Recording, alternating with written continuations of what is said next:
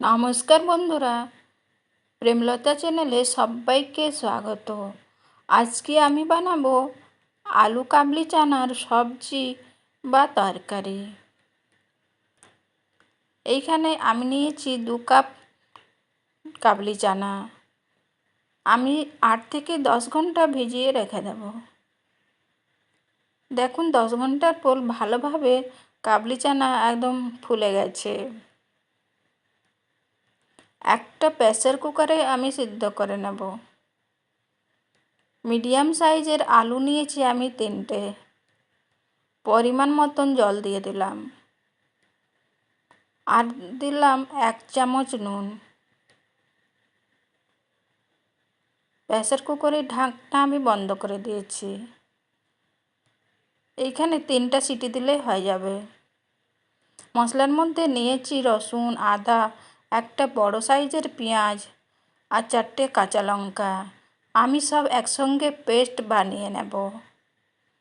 কড়াইয়ের মধ্যে দিলাম আমি সরষের তেল এইখানে 4 থেকে 5 চামচ তেল দিয়েছি। ফোড়নের মধ্যে দিলাম জিরে আর তেজপাতা আর গোটা গরম মশলা। একটু ভালোভাবে ভেজে নেব। আমি যে পেস্ট বানিয়ে রেখেছিলাম সেটা এখন দিয়ে দেব।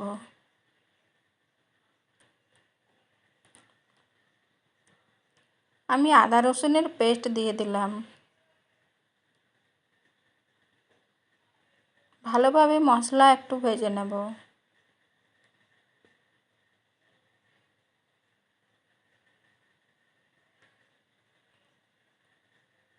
এইভাবে আমি মশলা তেল ছাড়া পর্যন্ত ভেজে নেব। দেখুন মশলার থেকে তেল বেরিয়ে গেছে।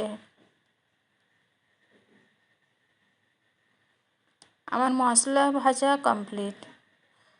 এখন আমি কিছু শুকনো মশলা দেব।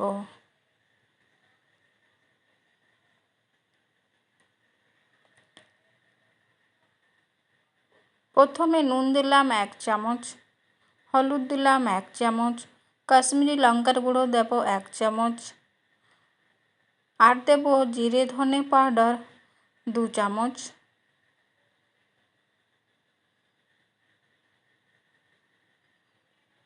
ভালোভাবে জল দিয়ে আবার একটু ভেজে নেব।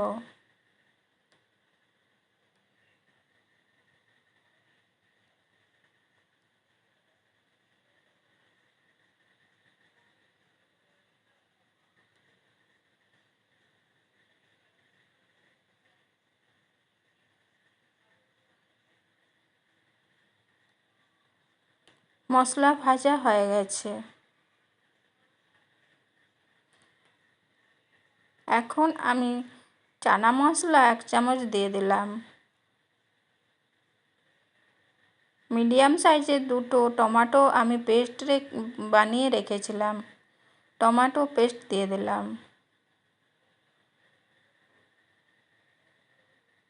এখন জার দেওয়া জল একটু দিয়ে দেব।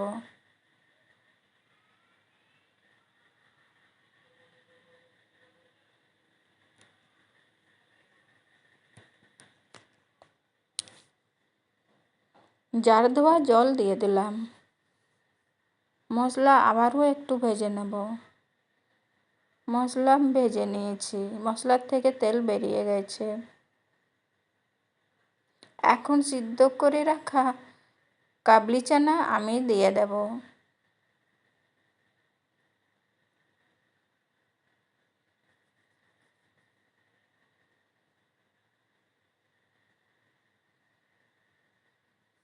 এইখানে কাবলি চানা সিদ্ধ করে রেখেছিলাম আমি দিয়ে দিয়েছি, আর সিদ্ধ করা আলুও দিয়ে দিলাম।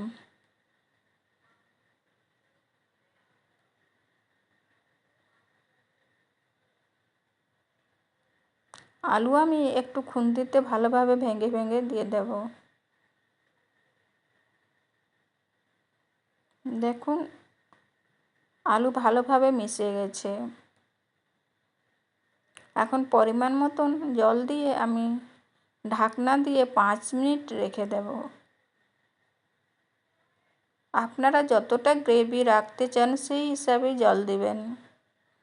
5 মিনিট হয়ে গেছে, আমি ঢাকনা তুলে নিয়েছি।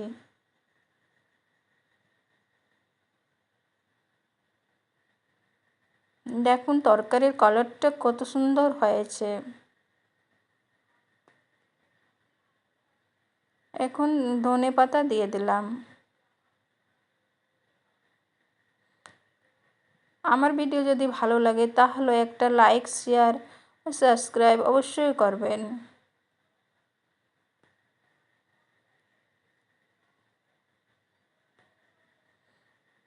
দেখুন গ্রেভি কত কমে গেছে।